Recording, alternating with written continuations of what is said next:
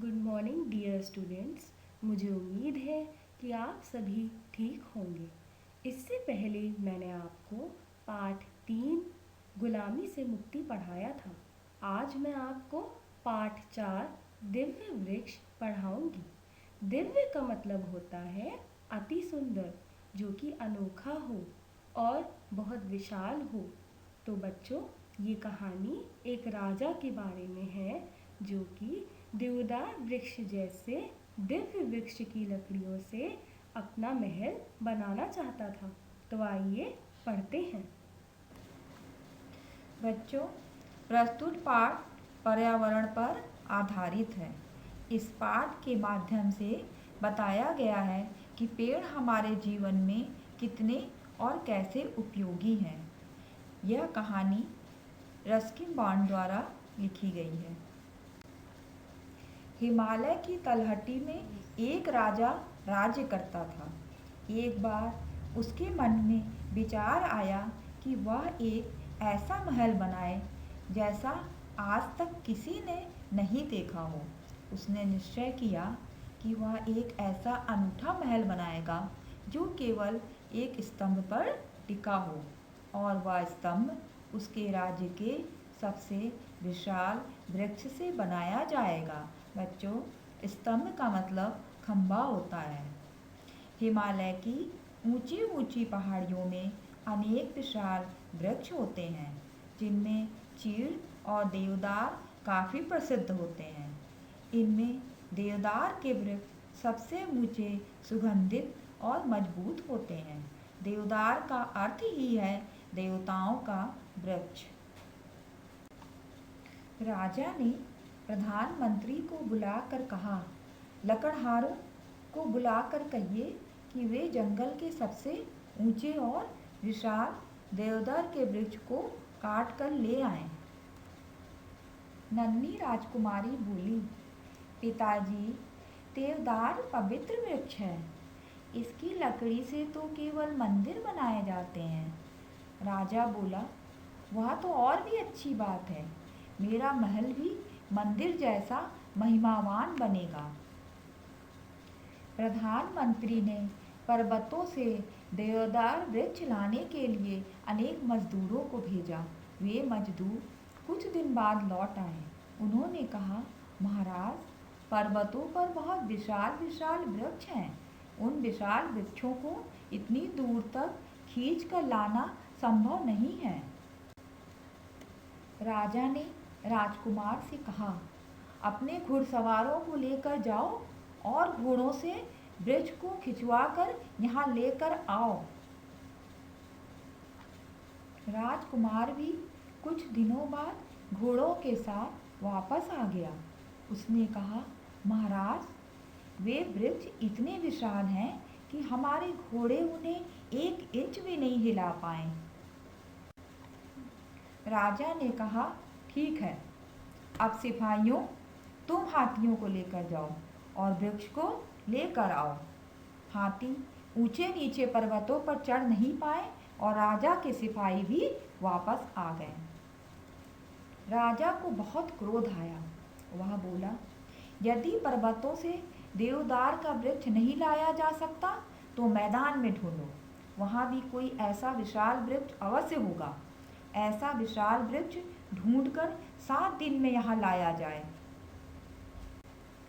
राजा के सिपाहियों को महल के निकट ही एक वृक्ष मिल गया। आसपास के गांव के लोग उस वृक्ष की पूजा करते थे। यह वृक्ष दिव्य, मजबूत तथा विशाल था। गांव के लोगों को जब यह ज्ञात हुआ कि राजा ने उस वृक्ष को काटकर उससे अपने महल का स्तंभ बनाने का निर्णय कर लिया है, तो उन्हें बहुत दुख हुआ।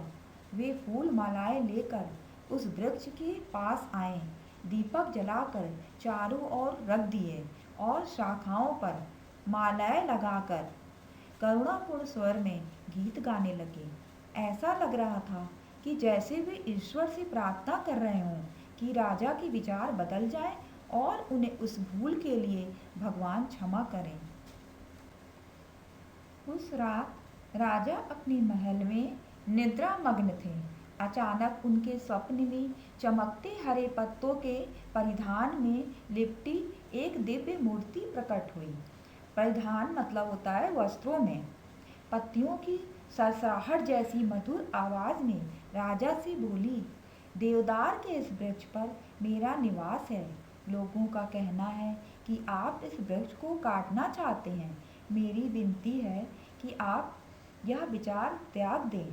राजा ने कहा, मैं तो इसे काटने का निश्चय कर चुका हूँ, क्योंकि मेरे निकट के क्षेत्र में एकमात्र यही ऐसा विशाल वृक्ष है जो महल के स्तंभ के रूप में काम आ सकता है। देवी ने फिर कहा, राजन, विचार कीजिए। मैंने सदैव लोगों का कल्याण किया है। मुझ पर पक्षी बसेरा करते हैं। वन्य प्राणी मेरे तने से अपने शरीर को खुजलाकर आराम करते हैं। वन्य प्राणी मतलब वन्य के जितने जीव होते हैं सब आकर यहाँ पर आराम करते हैं। मेरे हजारों लताएं पनपती हैं। लोग यहाँ पर आकर शीतल छाया में ठहरकर विश्राम करते हैं।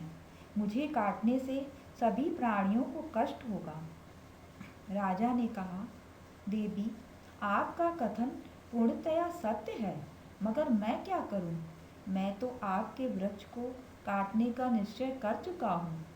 देवी ने अपना सिर झुकाकर दुखी स्वर में कहा, हे राजन, यदि तुम्हारा यही निश्चय है तो मेरी एक प्रार्थना स्वीकार कर लो। मेरे शरीर को 3 हिस्सों में काट कर गिराना। राजा को बड़ा आश्चर्य हुआ। उन्होंने पूछा, देवी, आपकी प्रार्थना बड़ी विचित्र है।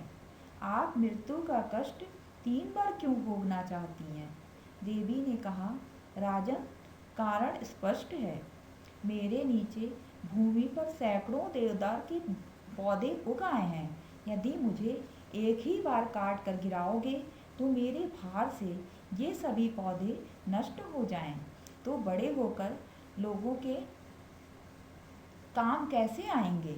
राजा ने देवी की प्रार्थना स्वीकार कर ली। देवी स्वप्न से विलीन हो गई। राजा ने अपना महल पत्थर के स्तंभ पर बनवाया। उसके चारों ओर सुंदर बाग लगवाए, जिनमें बहुत से वृक्ष और फूल पौधे थे। बच्चे और बड़े बूढ़े इस बाग में आते, वृक्षों की शीतल छाया में बैठते, बच्चे वहाँ खेला करते। राजा की तरह अन्य लोगों ने भी लकड़ी के मकान बनवाने बंद कर दिए, ताकि जंगलों में वृक्ष अपनी विशाल भुजाएं फैलाकर लोगों की छाया और जीवनदायिनी हवा प्रदान करते रहें। तो बच्चों, कहानी यहीं पर समाप्त होती है। कहानी से हमने यह सीखा कि वातावरण और वृक्षों का क्या महत्व है। हमें कोशिश करनी चाहिए कि वृक्ष को कभी नष्ट ना करें और ज़्यादा से ज़्यादा वृक्ष लगाएं, क्योंकि वृक्षों से हमें ऑक्सीजन मिलती है और बहुत सी उपयोगी चीज़ें भी मिलती है। मुझे उम्मीद है कि यह कहानी आपको समझ में आ गई होगी। वर्कशीट आपको दे दी गई है।